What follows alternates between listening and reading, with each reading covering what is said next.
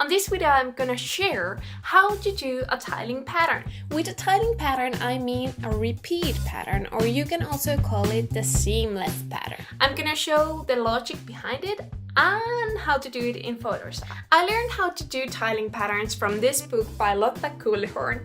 I'm sorry I'm pronouncing the surname wrong, but it's a great book. It's about designing patterns, and if you are interested about designing patterns and pattern design in general, I highly recommend this book. I actually first found it from the Turku library, but then I loved it so much I didn't want to return it, so I bought my own copy.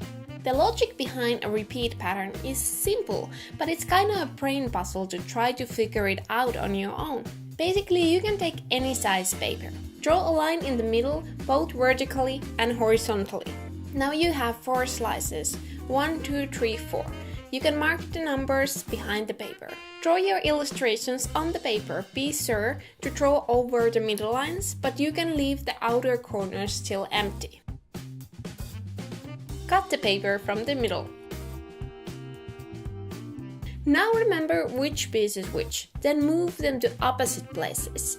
The up left corner goes to down right and up right to down left.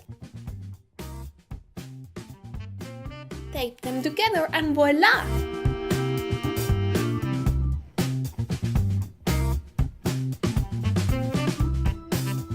You have a motif for a tiling pattern. You could photocopy this and tape them all over a wall, for example. When we work by hand, there is always chances for little hiccups there and here, like in my case. Like this wouldn't do. So even if you would like to use handmade illustrations, I do recommend designing the final repeat pattern on the computer. The program I use for composing the final pattern is Photoshop.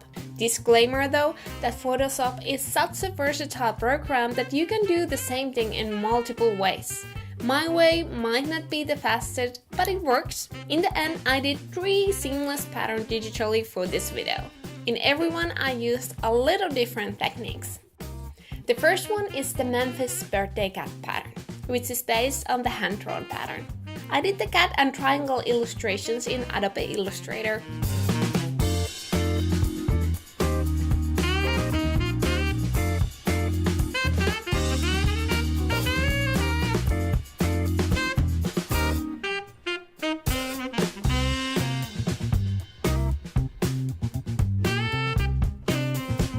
Then I brought them to Photoshop.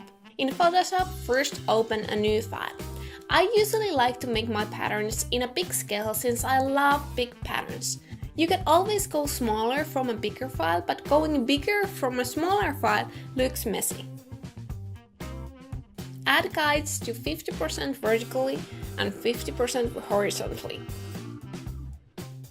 Lock the guides and turn the snap off.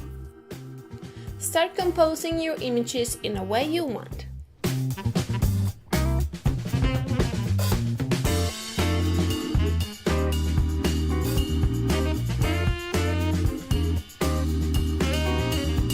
After you're happy with the middle area, flatten your images.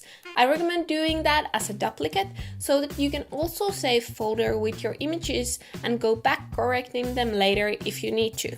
To cut the quarters, you want your select tool to snap to the guides, so go back and turn on the snap. If it's still not doing that, go to the View, Snap to, and check the guides box. Move the quarters again 1 to 4, 2 to 3, and so on. Make a new layer and start filling the empty space.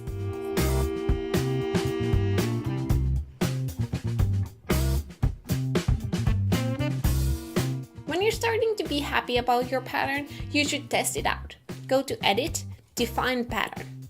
Now open another file in much bigger scale. Go to Edit, Fill, Contents, and choose your pattern from the Custom Pattern library. Voila! You have a pattern, but it usually needs some extra work to clean it up.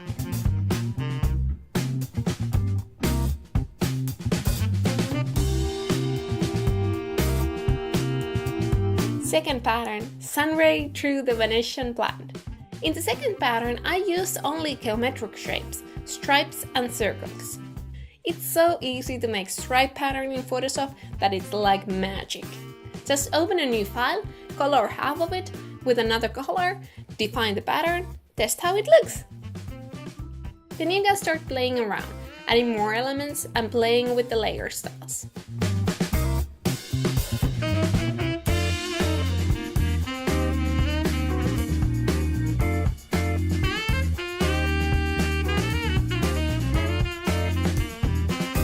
Third pattern, Dreamy Clouds.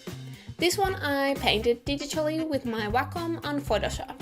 You can also make a pattern that repeats only from one side, like I did on this Dreamy Cloud pattern.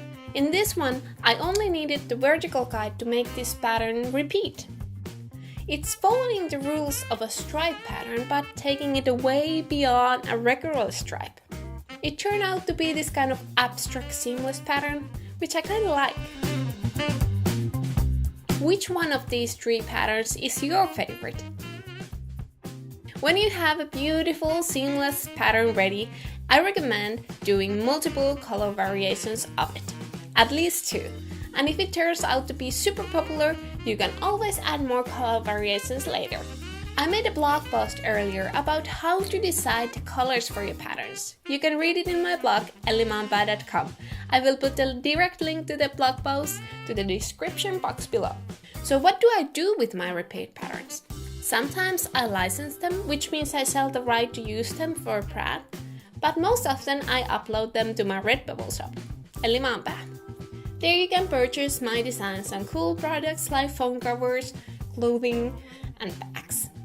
Let me know if you'd be interested in another video about how to start your own Redbubble shop and how to download your patterns there for sale. I am Ellimamba and this was Ellimamba Art.